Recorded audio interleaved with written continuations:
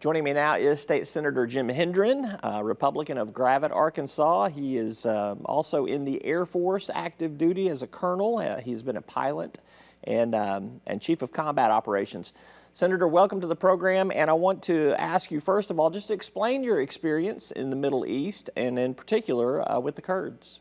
Well, thanks, Roby. It's great to be here. I want to start with a disclaimer. I'm not speaking on behalf of the U.S. Air Force or the Air National Guard, although I do have a lot of experience in both, and I will be retiring from the military at the end of this year. You're right, I spent 8 years active duty as a fighter pilot, and I've spent the last 15 or 16 years in the Air National Guard working in the Air Operations Center, which is the command and control element for the air war.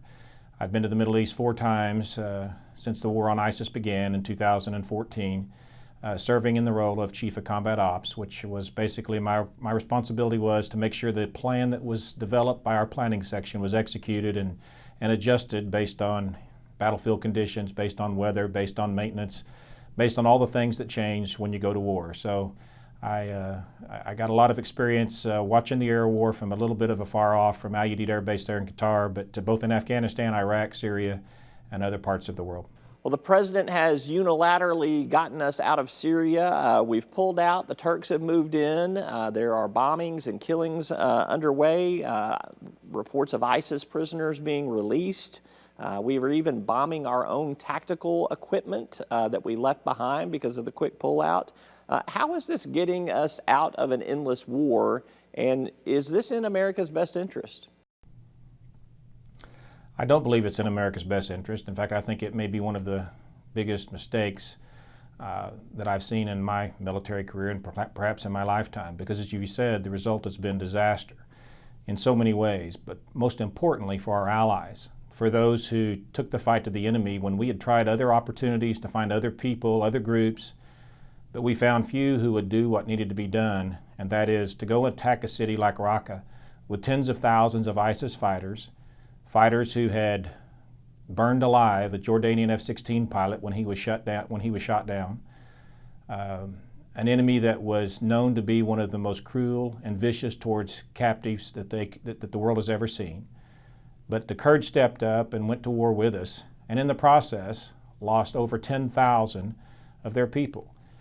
The Kurds are one of the few allies, dependable allies we have in that part of the world, and now we're seeing them slaughtered. So that is why I'd say it is so awful of a decision, regardless of the strategic implications, as you said. The waste of manpower and money to be having to leave our assets and then destroy them from the air. The release of ISIS prisoners that we have worked so hard to capture and to stop the threat that they brought to Europe and to the United States, to the idea that the Kurds are going to continue to guard these prisoners while they're being attacked and slaughtered from the north, from Turkey. Everybody knew that was going to happen, and it's happening. So yeah, I'm very concerned, I'm very disappointed, and I'm especially concerned about the warriors who will be coming home who served in the fields with the Kurds, because I know the kind of emotional pain this is going to cause those guys who fought side by side with the Kurds, only to have to leave them in the field to know they were going to be slaughtered, and their families, indiscriminately. And there was no mystery about this. We knew it would happen. Well, the president said that this is not an area of concern for us. Senator Cotton somewhat agreed. He said that it's not in our core national security interest, and that he hopes that diplomacy can solve the problem at this juncture. Do you agree with the president and the senator? I don't know what you mean by core security concerns. I do know what ISIS was planning to do to the United States of America and had done in Orlando and in New York City and in Europe. I saw the plans. I know the work that was going on in plots to try to destroy and hurt our way of life from these people, from ISIS. And I also know what's going to work with ISIS and what's not. Diplomacy is not how you negotiate with ISIS. You negotiate with ISIS with strength and with taking the fight to them and destroying them. We've not seen evil on this world since Nazi Germany, and we had worked very hard to destroy that evil, because that's the only way you're going to deal with it. So yeah, I'm more than a little bit frustrated that after all the progress we've made, while they don't represent the kind of strategic threat that perhaps a China or a Russia does, the idea of ISIS getting a hold of the weapons that the Iraqi army possessed, which they were literally months from doing had the U.S. not intervened, having surface-to-air missiles, having IEDs, having the kind of technology that the Iraqi army possessed, and now that they're going to be able to have access to, that is a concern of security to the United States. That's why we sent troops there. I'm not a big interventionist. I'm not excited about going to war with Iran. I'm not excited about going to war with North Korea or with China. I don't think we should put guys' lives in harm's way on a whim. But I also think that to deny the reality that ISIS is going to be back, and ISIS is vicious and is going to come after the United States. Think about these guys that have been in prison for 3 or 4 years in brutal circumstances. What's going to be their incentive? What are they going to be doing when they get loose? We've got some rough times ahead, and when we go back to fight them again, who's going to be our ally this time? Lastly, what could this action lead to in terms of potential future conflicts? If I'm in South Korea, should I be worried now? Should our NATO allies be worried about this decision to pull out as abruptly as we did?